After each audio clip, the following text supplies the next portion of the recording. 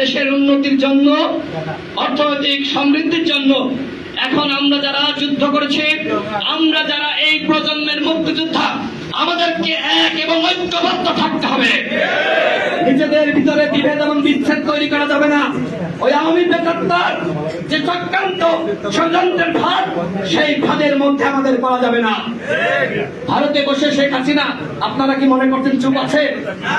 সে চুপ নাই, ভিতরে ভিতরে ষড়যন্ত্র করছে।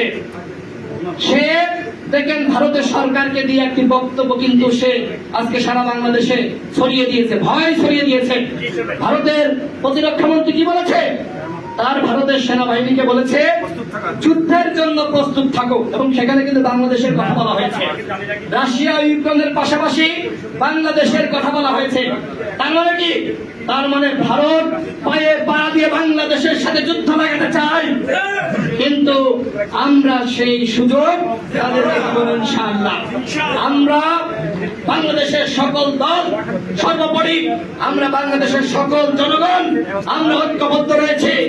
আমরা ভারতকে চক্রান্ত করছে, শেখ হাসিনা সেখানে বসে যে চক্রান্ত করছে, সেই চক্রান্ত আমরা কোনোভাবেই সফল হতে দিব না। আমরা ভারতের সাথে কোন যুদ্ধে জড়াতে চাই না।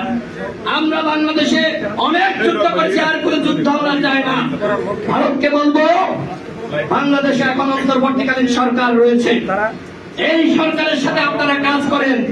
ভারত আমাদের প্রতিবেশী রাষ্ট্র, তাদের সাথে আমরা সম্মান এবং মর্যাদার সম্পর্ক চাই। সুতরাং ভারত সরকারকে বলতে চাই, আপনারা যুদ্ধ লাগানোর উপায় তারা করবেন না।